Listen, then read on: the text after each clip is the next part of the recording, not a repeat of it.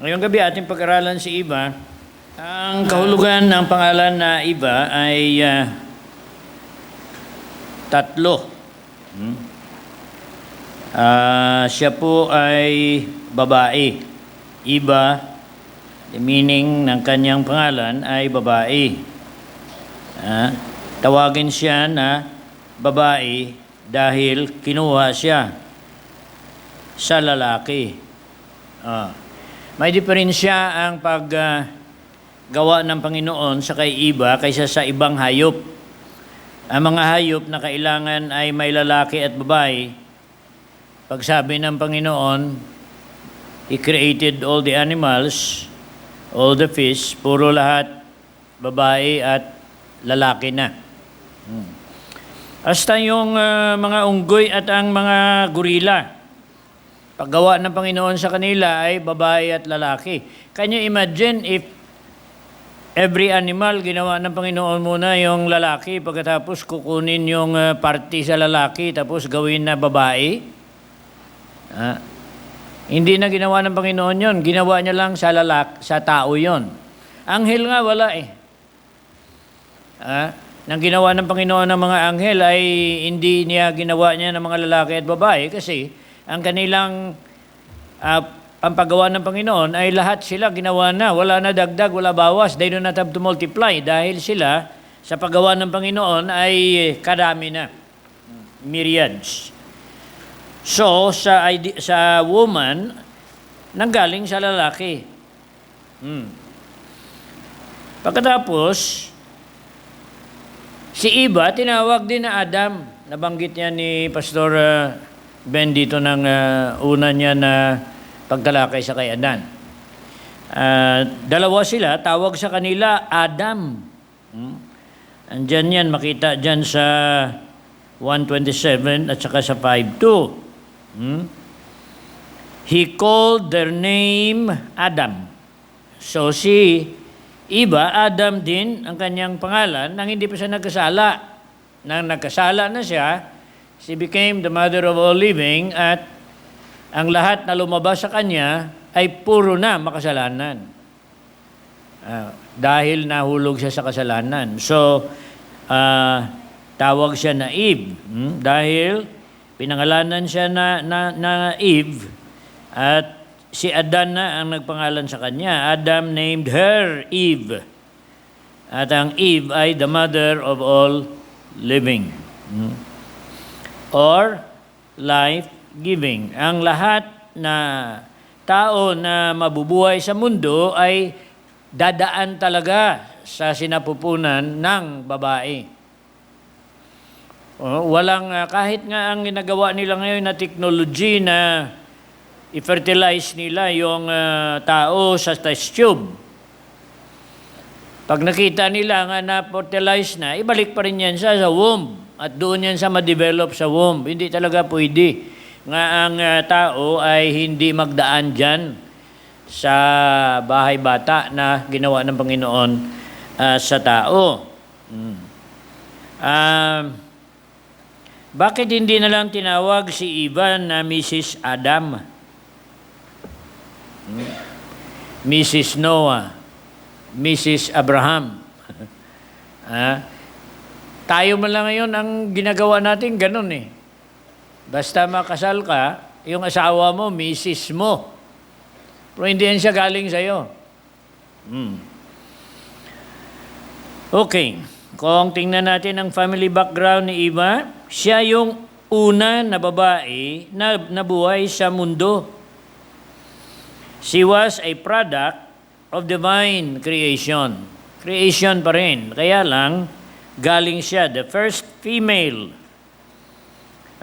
Ang una na babae na ipapanganak ni Eva, siya pala, ang una na babae na pinanganak ay galing din sa kay Eva. Nakalagay dito sa Genesis 2:21 to 22. O kaya sa Genesis 5:4, nakalagay dyan, they begot sons and daughters. Na kung kailan nakapanganak ng isang babae, hindi natin alam dahil sa maraming anak ni iba eh. Kung taon-taon nanganganak siya at 800 na, sige pa siya panganak, that means there is a possibility na Eve was able to bear 800 children sa kanyang buong buhay. At itong mangyari ata sa millennium din eh. Kasi yung mga babae sa millennium ay mabuhay din sila up to 1,000. Walang menopause doon. Sige lang panganak yun. Kaya ang 1,000 years na reign ni Jesus Christ, palagay ko baka aabot 100 billion o kaya 10 billion ang magawa na katulad niyan eh. Galing lang sa dalawa, nagkaroon ng mga 8 billion na tao sa panahon ni Noe. Dahil ang mga tao nabubuhay tag 1,000 years or 900. Sa milenyo magsimula, milyon na mga bata na mga inosente ang papasok doon. So kung milyon na sila, pagkatapos pag-abot nila 20 or 30 years old, mga anak, hanggang 900, isipin mo lang kung ilang milyon na yan sila kaagad. Unang unang taon pa lang nanganganak ng lahat milyon na kaagad eh. Kaya sinabi dito na ang lahat ng mga babae nanggaling din sa kay iba. Ang Panginoon na hindi gumawa ng babae na kinuha niya muli sa tadyang ng lalaki. Okay, so yan ang kunting background natin sa kay iba. Siya po ay kinuha sa tadyang. Na may mga nag-criticize ng sabagay itong atin curriculum ay kinikriticize niyang King James. Dahil daw, bakit ginamit ng King James yung rib? The same word daw, anywhere in the Old Testament or in the Bible ay hindi na-translate na rib. Kung hindi, side. Yan ang sabi ng mga modern version. Kinuha sa side. Kaya tuloy si Soriano, hasta si Jesus, kinuha niya sa side ng Ama. Nasisaryan pala ang Ama, unang sisaryan seksyon, naglabas si Jesus dito sa tagiliran ng Ama. Bakit sinabi ni Adan daw, you are bone of my bones. Kung sa tagiliran lang, balat? Wala bone. You are my balat. Binuksan ni. Pagkatapos kinuha ng Panginoon yung buto. Anong tawag mo sa buto dito sa tagiliran? Rib. Pambira. Kaya tama talaga itong nanggaling si iba sa buto. Ginawa siya, and that bone, ginawa ng Panginoon, na si Hoban nga, sabi niya, may isa daw ka bone na rib, nga kung madisgrasya at maputol, ay tumutubo. Kasi nang ginawa ng Panginoon yun, hindi na naman yun ang kinuha, pagkatapos nawala. Ginawa niya nga bone, ginawa niya na iba, pagkatapos, nang sinira niya, ilang taon, nakumplito na naman yung bone ni ang rib ni Adan. Ayaw ko subukan yun eh. Pero sabi nila, yung rib na yan, kaliwa daw sa lalaki. Kaya, di ba sabi ng iba sa biro-biro lang, paano mo malaman na ang lalaki, ang namatay pa lang ni Libing ay lalaki o babae? Kasi nawala na yung lahat na na mga party, yung kalansay na lang. So, sabi nila, pag bilangin mo yon, pag ang kaliwa nga dito, may kulang, lalaki yon. Hindi totoo yun. Kasi lahat na tao ngayon, pag ibilangin mo, kumplito na. Hindi ito. Ngayon, pabilang mo ito, kumplito na yan dyan. Kasi, Tumubo na yon ng si Adan ay na pinagaling ng Panginoon. Pero ang sabi ng medical science, hindi ko to na-verify, pero sabi ni Hovind, si Hovind kasi nag-aaral din yun eh. Yung creation evangelism. May tao daw na na-aksidente, bata pa. May bata pa. Tapos, bali yung kanyang ribs. At nagkataon na tinanggal yon ang mga ribs dito sa kabila. At nagtubo isa. Ang isa lang nagtubo. I do not know kung gusto niyo subukan yan. Kasi kung malaman yan, sige, paputol natin para na maglabas. Kumplito pa rin. Baka ang maputol dyan ay ang hindi tumutubo. Ang ibig sabihin, pag may ginagawa ang Panginoon, kasi kung hindi niya yun balikan, that means nakulang na ngayon. Akala ko, and behold, it was very good. Pagkatapos nang lumabas si iba, kulang pala ang yung rib ni Adan. Ginawa yan ng Panginoon para yung mga babae magkaroon ng utang na loob sa lalaki. Pero si Miss Nasita, hindi yan galing sa aking rib. Kung lahat na asawa natin ay galing sa ating rib, siguro talagang wala tayo problema. Kaya may problema tayo dahil nanggaling sila sa kanilang pamilya. Ikaw nanggaling sa pamilya. Pero kung ikaw nanggaling ka sa rib ng mister mo, ay talagang, okay. Yes sir, lahat yun. Tapos lahat naman ng mga lalaki, wala problema na ipamahal yung nila. Kaya halika nga dito, mahal. Galing ka sa aking rib, mahalin kita habang buhay. Okay. Creation. Pag-evolution, talagang mahirap. Mahirap ang evolution. Biro mo kung mag-evolve lang, hindi mo sigurado kung lalaki o babae yun eh. Hindi mo sigurado. Kung kailangan mo 1 million years bago lumusot ang babae, by chance.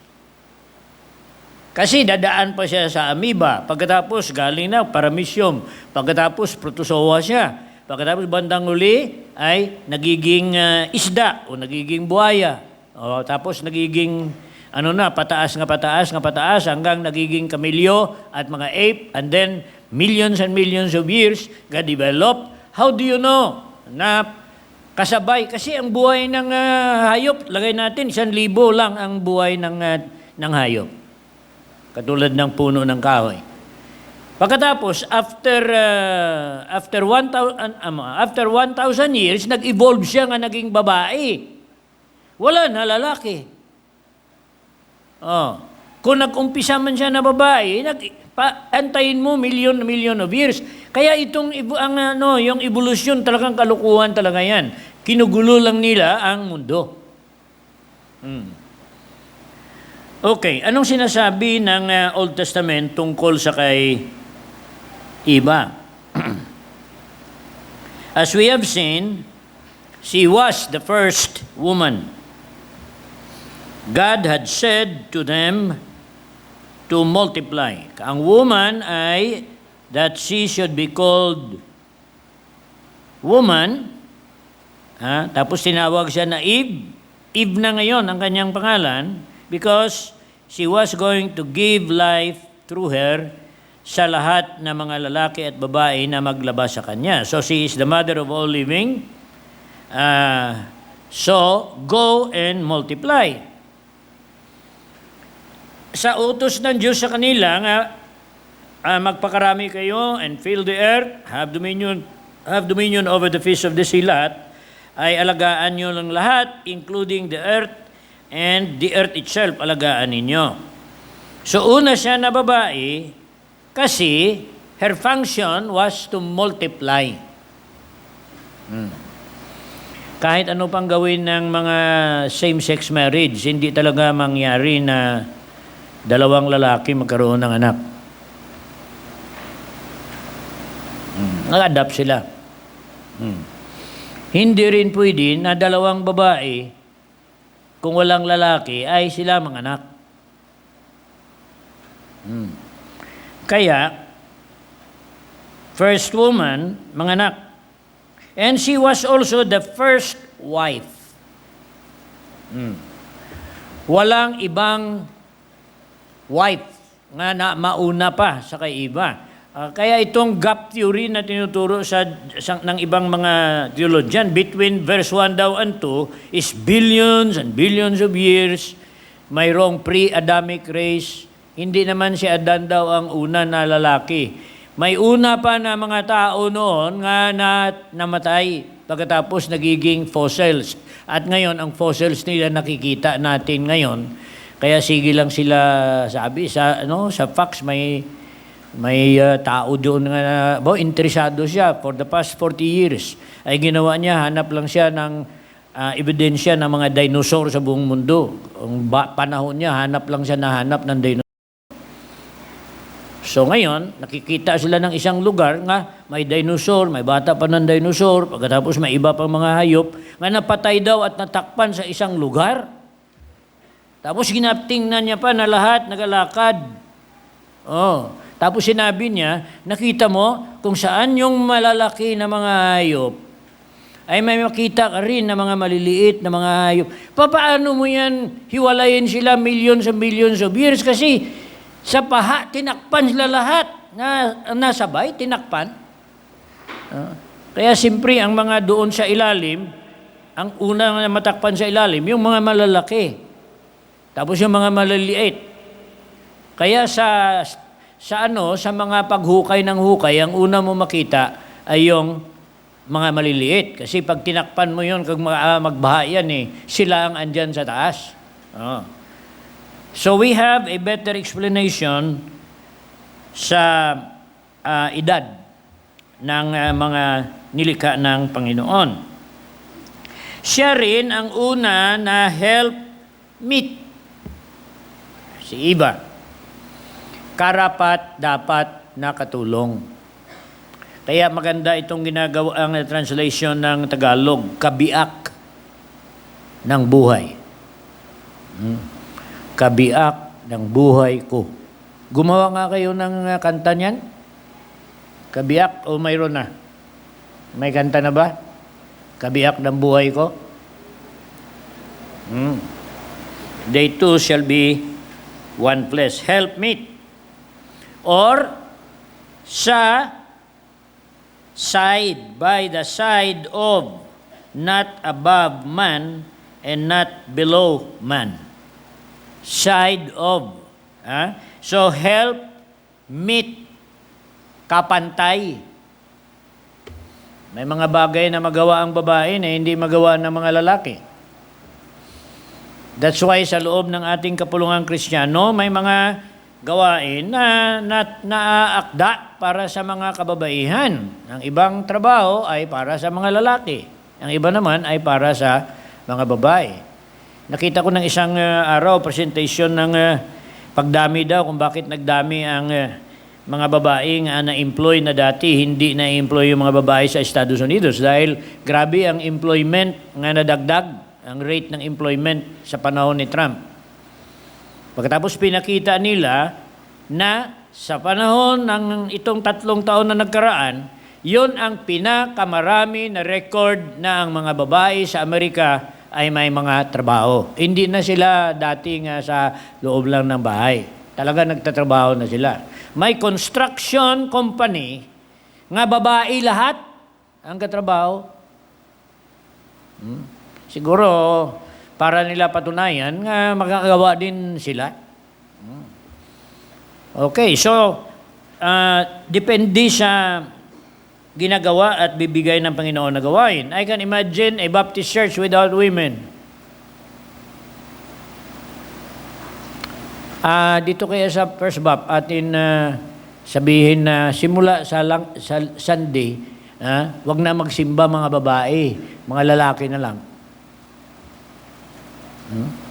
Sa panahon ni Jesus, ang dami-dami ng mga babae. Hanggang sa ngayon, Christianity is full of women. Pero, lahat tulungan. Okay, so, help meet. Now, since God in His creation created them, male and female, they were at that time. Basta, one flesh. Kaya ang marriage sinimulaan one flesh kasi ang laman laman at buto ni Eva ay nanggaling sa kay Adan.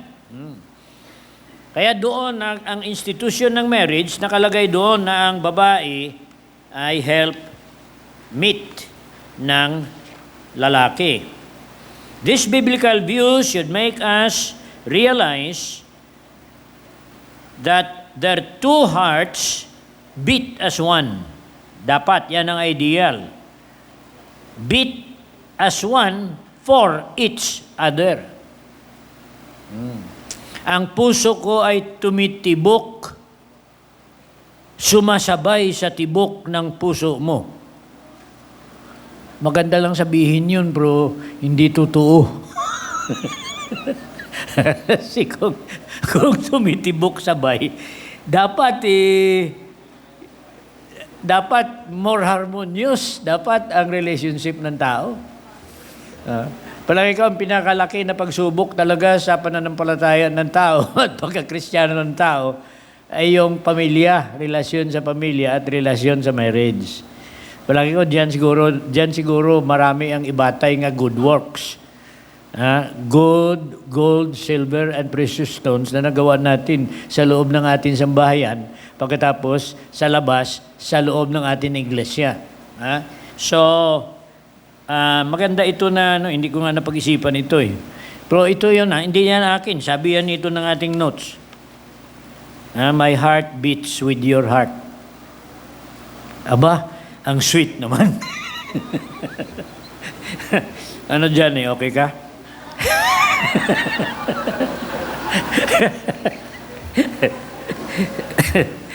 Okay. Marriage should still mean they shall be one flesh. Marriage then is not merely a civil contract but a divine institution. Hindi lang civil contract. Kaya ngayon, ang ginagawa natin dito, ginalagay na natin sa ating doctrine of marriage na dapat ang magkasal, legal, ay dapat gobyerno. Pagkatapos, ang kasal, sacred at religious is pastor sa loob ng simbahan. Wag naman natin ibawal na ang pastor ng simbahan na siya ang alaga ng kanyang mga membro, hindi pa siya makakasal sa kanyang mga membro kasi kukuha pa ng pastor na iba na may lisensya. Ang nagkasal sa kanila, yung hindi naman nila pastor. Kaya mabuti pa, ipakasal na lang sa uwis, pagkatapos, balik kayo sa simbahan ninyo, and then let your pastor marry you dito sa loob ng simbahan. Huwag na kayo mag-import pa. Hindi naman mag-import ka pa ng pastor na wala din pakialam sa inyo. Ay, nag-alaga sa inyo, hindi pwede ikasal. Hindi kayo pwede magkasal.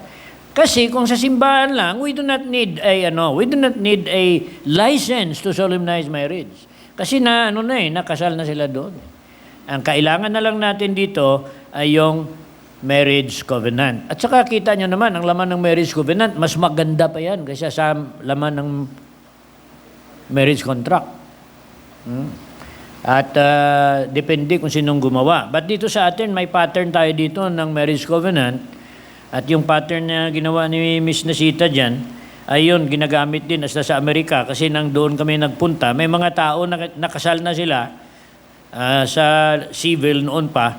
Pagkatapos naligtas, gusto magpakasal ulit sa loob ng simbahan, and therefore marriage covenant na lang. May kinasal kami ni Pastor Paul. Hinati namin, may $500. So, $250 sa kanya, $250 sa akin. Kung isipin mo, kung sa Ilonggo pa, awat pa na. Awat pa yan. Kasal. Okay. Eve was also created without sin. Siya lang ang babae na nagsimula na nilikha siya, galing sa kay Adan, ay wala kasalanan dahil nang kinuha siya sa kay Adan, si Adan wala pa kasalanan. So kung si Adan at si Eva ay na-maintain lang nila yung, kung napasahan nila yung ang kanilang test na hindi sila kumain. Then, ang lahat nila na anak sana ay puro walang kasalanan at masaya sana ang buong mundo. Then, mabuhay sila for 1,000 years. Tapos i-rapture. Kasi naturo ang rapture eh. Hindi na sila mamamatay kung hindi na tuloy-tuloy na. Kaya lang ang rapture nila will not be considered as death because death came upon all men because of sin. So si Eva, nakalagay dito na she was created without sin, coming from the hand of God. So being the first woman, Eve had no inherited sin. She was pure and holy nang nilikha siya. Katulad din sa kay Adan na galing sa alabok na holy din sila. Kung sa kay Adan ay God breathed into his nostrils the breath of life, sa kay Eva, dahil kinuha siya sa buhay ng Adan, ay hindi na siya kailangan na i-breathe pa. Kung hindi na na-forma siya, ang buhay ni Adan nga kinuha doon ay nalipat din sa kay Eva. Kaya lalong ang buhay ni Eva ay galing din sa Panginoon through sa buhay ni Adan. Okay, so yon sa Psalm 51:5. Kasi nang nagkasala na siya, si Eva has been shaped, all na nanggaling sa kay Eva nga nagkasala na had been shaped in iniquity. Kaya sa Psalm 51, in sin did my mother conceive me. Nang in-conceive ako ng nanay ko, makasalanan na ako dahil ang nanay ko makasalanan na nanggaling kay Adan at sa kay Eva. Okay. So, Eve was also the first ever attack by Satan. Kaya magandang mga materials ito dahil ang unang inatake ni Satanas ay si Eva. Bakit hindi kaya si Adan? Okay, so she was the first one attacked by Satan on earth. Satan began his rebellion on earth by starting his attack upon Eve. Si Eve ang kanyang tinarget. Hindi niya tinarget si Adan. Siguro, ginagalang niya rin siguro ang authority ni Adan. Kasi kung si Eva inuna niya, yun nga. Ang ginawa niya, she cast doubt and suspicion sa kay Eva. Remember that the serpent in Eden was a beautiful creature. But it became a writhing reptile as the result of the fall. Ang serpent na yon, that particular serpent, naging ginamit ni Satanas ngayon ang kanyang personification doon. Yon ay cattle yun dapat. So may 4 yun kapaa. Pagkatapos dahil sa kanyang ginawa na kanyang gindeceive si Eva, nagkasala si Eva, dinamay ni Eva si Adan, at saka lahat tayo nadamay. Ang sabi ng Panginoon, you are going to curse upon thy belly shalt thou glide all the days of thy life, and dust shalt thou eat all the days of thy life. May mga scientists na nagsasabi, may mga tao nga na hindi naman totoo kinakain nga ng serpent. Sa ngayon, kahit ang mga ahas ay kumakain na rin yan ng tao, kumakain ng kung ano-ano. Hindi naman yan dust ang kinakain. Pero, tanungin niyo mga nag-aaral ng mga serpents at saka yung mga reptiles. Dust is always part of a serpent's diet. Palagi yan. Kakain man siya ng tao, haluan niya pa rin niya ng dust. Okay? So, yun ang ginawa ng Panginoon. So, Eve was the first one attacked. Tingnan mo ang style ni Satanas sa pag-deceive sa kay Eva. Yea, hath God said? Yun. Nasabi ba ng Panginoon na wala kayong na kahit ano dito, hindi nyo makain? O, kasi magaling talaga siya magporma eh.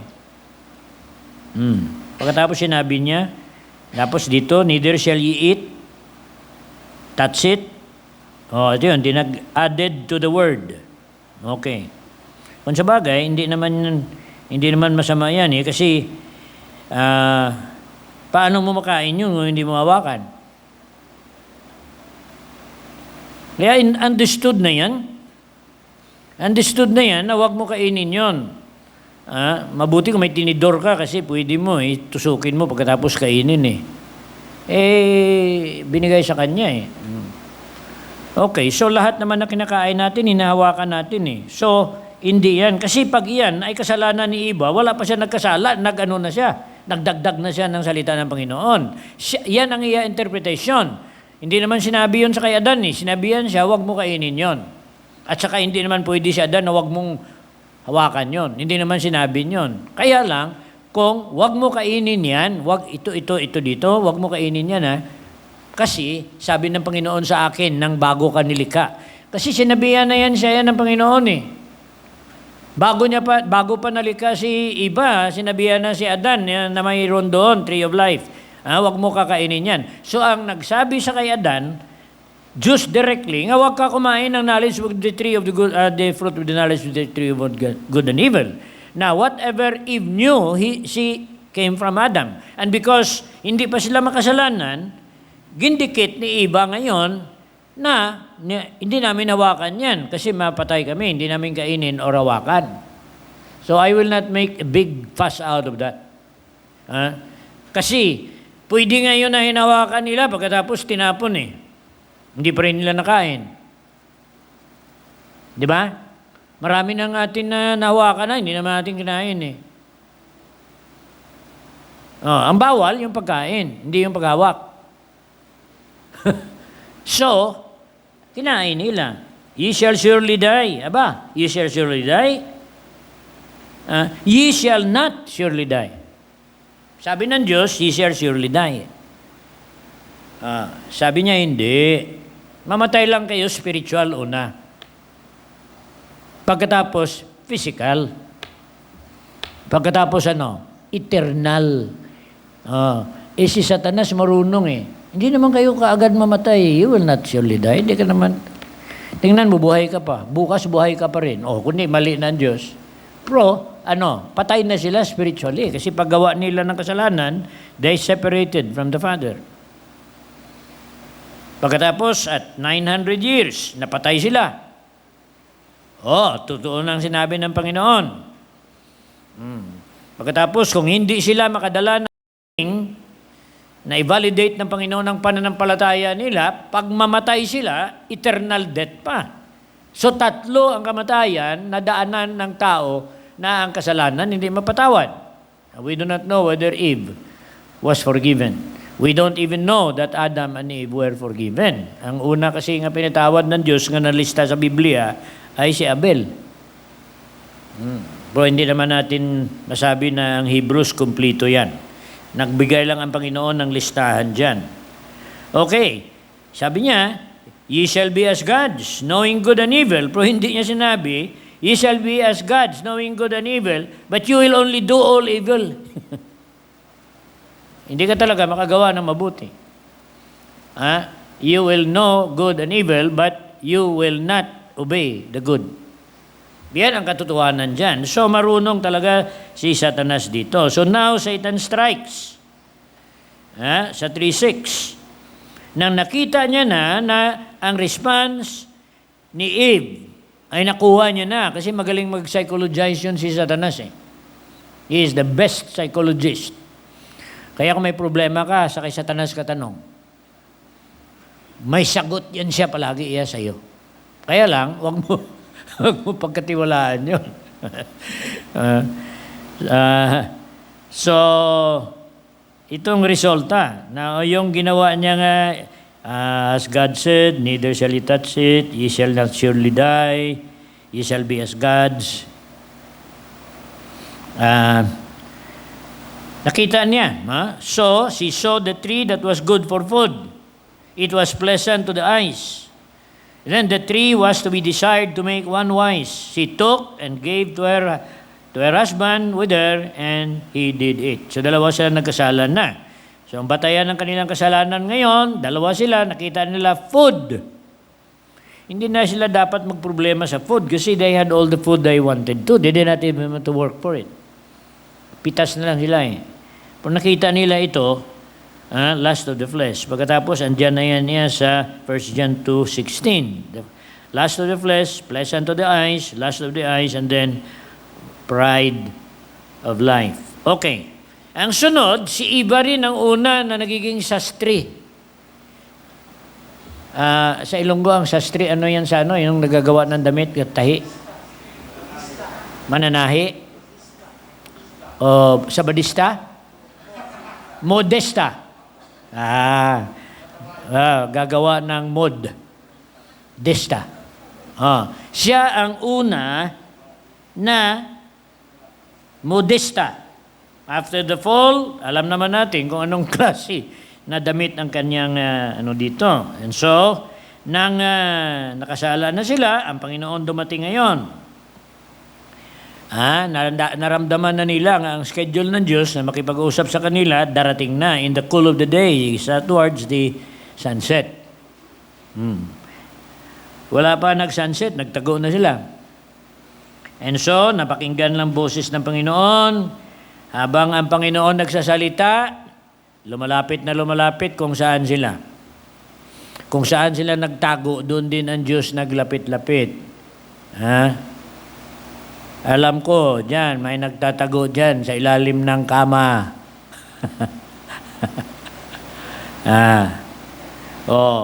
Labas na. Ang ibig sabihin, ang Diyos kasi, marunong yan siya magpadinig-dinig para na right away sana ay magsisi ka na. Pag nagkasala sana sila, naghihintay na lang sila doon sa itsura nila yun eh. Pagkatapos lagot tayo, punta ng Panginoon, sige magpila na tayo dito kasi ikaw una dyan, kasi ikaw ikaw una harap doon. Kaya nga si Adan tinawag, pero ginlipat niya si Eva ito kasi. Okay, so, narinig nila, nagtago sila, pagkatapos tinawag sila ng Panginoon, at saka sabi ni Adan, I was afraid. Okay, so nakita na natin yan. Yun ang nangyari dahil si Eva nagkasala. Now let me just, para matapos natin siguro another 5 minutes, akin na lang bilisan ito. Eve was also the first one to receive the divine prophecy of Christ.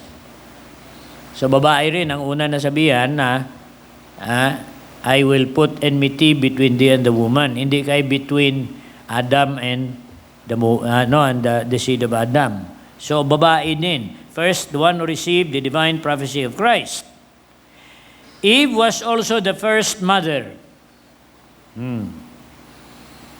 Tapos, siya yung unang mother na in the same day, dalawang anak niya ay nahiwalay sa kanya.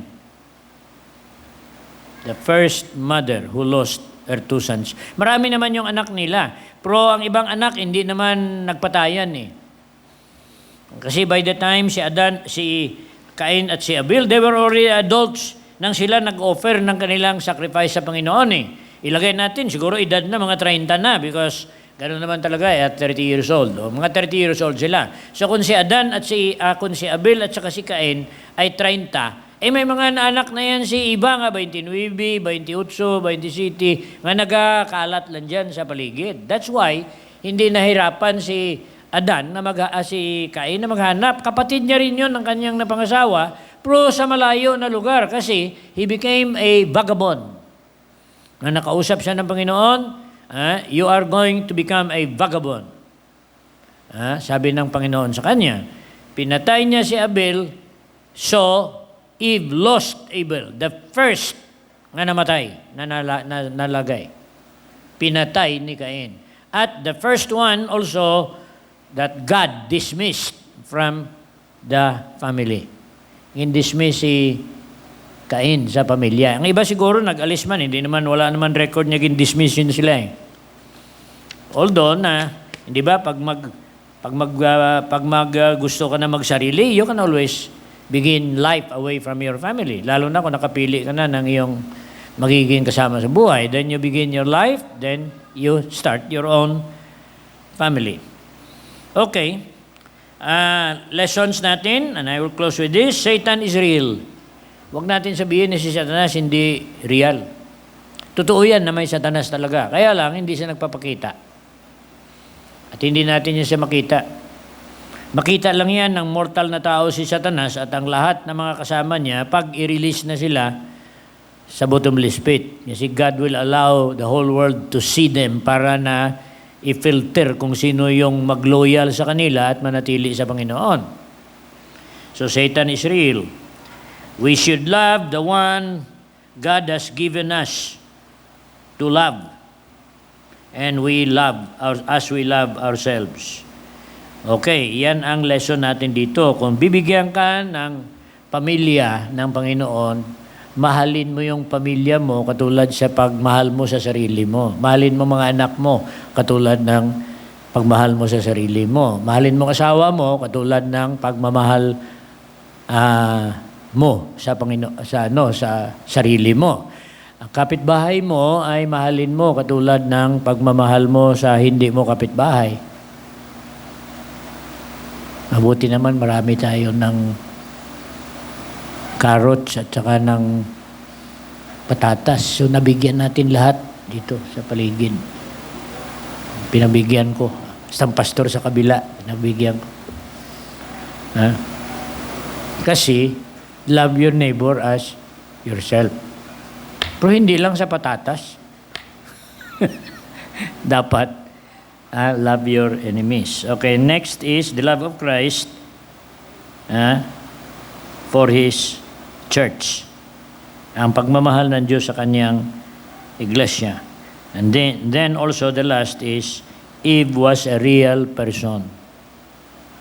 Hindi yan siya simbolo lang. Eve was a real person with real emotions. Neither she nor her husband are myths. Yan kasi ang pinapalabas nitong mga hindi naniniwala sa Bible. Myth lang yan. Yung istorya dyan sa Genesis, nakuha lang yan ni Moises sa mga umiikot ng mga mythology sa panahon niya kasi may nangupya lang yan si Moses. Isang myth na Kaya lang, kung ganon, bakit wala siyang katapat ito na Biblia na nasulat? There is no book today existing that is older than this. The oldest book. Nag-umpisa pa lang ang tao magsulat, Biblia kaagad ang nasulat. Nag-umpisa pa lang ang tao na mag-translate, Biblia kaagad ang in-translate. Mga tao nag-umpisa pag-aral ng mga science book. Pero true science is also based on scriptures. This is God's Word. Manalangin po tayo. Salamat Panginoon sa mga bagay na pinagkaloob mo sa amin na mapag-aralan tungkol sa kay Eva, na maaaring iba dyan ay hindi namin masyado napansin, but salamat na ngayong gabi ay amin nakita. At may this be a continuous reminder for all of us that truths from scriptures are true, and therefore knowing them and believing them is going to set us free. Free from doubts and free from the attacks of the enemy, especially na hindi kami sana matinag ng ginagawa ni Satanas na magbigay ng duda sa amin mga puso at isip tungkol sa mga sinasabi mo na mabuti para gawin namin. Sa pangalan ni Jesus at sa kapangyarihan ng banal na Espiritu na nananahan sa amin, ito po ay amin dinadalangin. Amen.